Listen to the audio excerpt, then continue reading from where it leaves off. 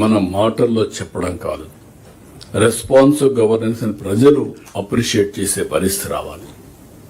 మార్పు స్పష్టంగా కనపడాలి. బెస్ట్ ప్రాక్టీసెస్ అన్ని చోట్ల అమలు కావాలి. స్టేటే ఒక బెంచ్ మార్క్ అవ్వాలి. జిల్లా మధ్య, కలెక్టర్ల మధ్య పోటీ ఉండాలి. పెట్టుబడులు మీరు మీ మంత్రులు మీ జిల్లాకు ఏం సాధించారో ప్రైడ్గా ఫీల్ అయ్యే పరిస్థితి మీరు రావాలి. గ్రోత్, పెట్టుబడులు, పోటీ పడే పరిస్థితి రావాలి.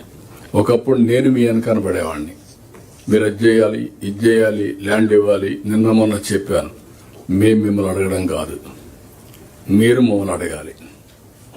నేను ఢిల్లీకి పోతాను రాష్ట్రం కోసం, మీరు అమరావతికి వచ్చి మీ పనులు చేసుకునే పరిస్థితి ఉండాలి. ఆ పోటీ ఉంటేనే మీరు అనుకున్న లక్ష్యాన్ని మీరు నెరవేరుస్తారు. ఇంకొక పక్కన కలెక్టర్స్ మధ్యలో పోటీ ఉండాలి. జిల్లాకు పోటీ ఉండాలి. హెల్తీ కాంపిటీషన్ ఉండాలి. ఒకరికొకరు సహకరించుకోవాలి.